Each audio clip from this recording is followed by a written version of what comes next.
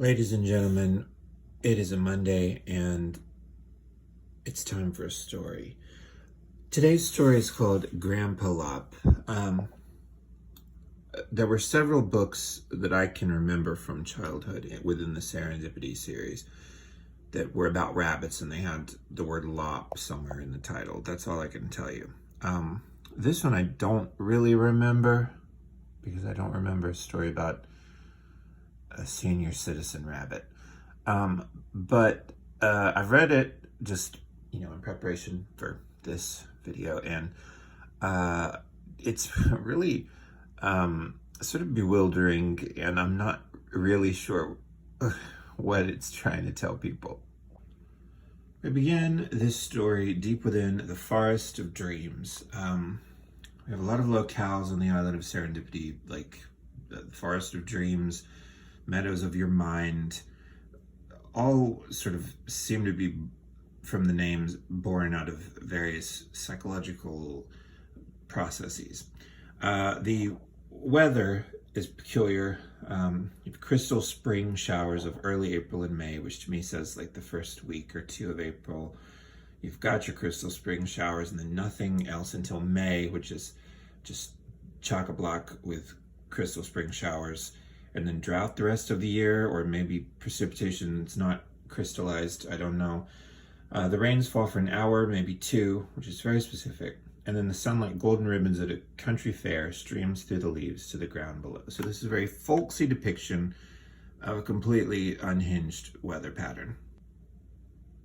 So we learn that we have a large society of rabbits, big fluffy tails, and rabbits with barely any tails at all, short ones, fat ones, skinny ones, fluffy ones, and one very old rabbit called Grampa-Lop. This is when we meet the hero of the story. This is Grampa-Lop.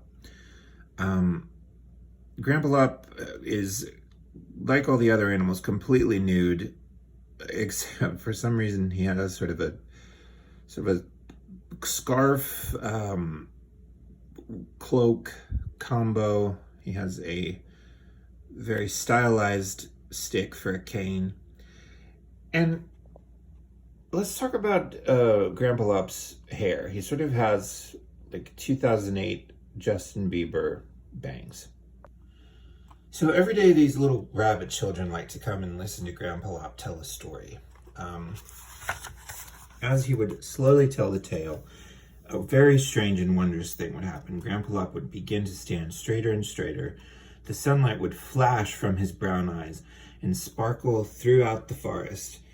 This sounds kind of scary, but I guess this is supposed to be a picture of it happening, and it just sort of looks like little sort of cobwebs of fairy lights twinkling around his head. And his fur would glow. That sounds like perhaps Grampa-Lop was at Chernobyl. The little rabbits would be totally enchanted as he recounted his tale, because suddenly the very old Grampa-Lop would become the Wizard of the Wood. This is absolutely never explained, but we don't know who the Wizard of the Wood is. We don't ever get to hear the story he's telling. The Wizard of the Wood sounds like an A24 horror movie. But anyway, the parents of these little rabbit children begin to become suspicious. I bet they go off and see that old useless rabbit, Grampa-Lop. I just know they're up to no good. Does Grampa-Lop have a history, a reputation? I don't understand what they mean by up to no good. One day the rabbit parents ask where they're going, and they just say they're going to see Grampa-Lop. When he told us the story, the most wonderful, magical thing happened. Grampa-Lop became the Wizard of the Wood. I knew it, fumed one of the older rabbits. Really? Did you really? I find that difficult to believe. But it's true, chorus the little rabbits. When he tells his stories, stars and sparks appear. It's magic. Listen, I wouldn't want my kids hanging out with Grampa-Lop either. This sounds like he's offering the children psychotropic drugs. The parents say, "We've decided that you are lying because there is no such thing as magic. For that, you are to go to bed right this instant with no supper, and from now on you are forbidden to see this Grampa-Lop ever again." This seems incredibly harsh for just children hanging out with an old man. The next day they don't show up, and Grampa-Lop thinks, well, maybe they forgot, but surely they'll remember tomorrow. He must know they didn't all forget, and certainly that they won't all suddenly remember again the next day. One of the parent rabbits encounters Grampa-Lop when Grampa-Lop comes looking for the children the next day, and he's a complete asshole to him. Grampa-Lop says, "Good day to you. I'm looking for all the little rabbits of the wood. You see, I used to tell them stories, but they've stopped coming to see me. A good thing, too. All those bunnies ever learned from you was to lie and tell their own stories. But I never taught them to lie. I only told them the wondrous and magical tales of the forest. You won't anymore." I feel like something happened when this rabbit was a kid, and it involved Grampa-Lop. Because why is there so much hostility? Why doesn't he trust Grampa-Lop with their children? It must have something to do with the whole Wizard of the Wood thing. And anytime Grampa-Lop comes near the little rabbits now, the parents shoo them away. Again, it just really seems like there's some history here. But anyway, without the influence of Grampa-Lop, the children descend into violence. They are at each other's throats. Look at the rage, the anger here. And then this one doesn't look so angry, but this one seems perhaps to have lost an eye, or maybe it's just swollen shut. Anyway, the absence of Grampa-Lop has really driven these children to fisticuffs.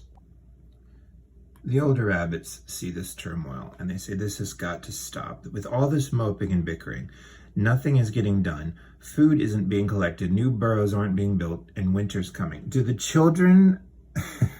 are the children in charge of this?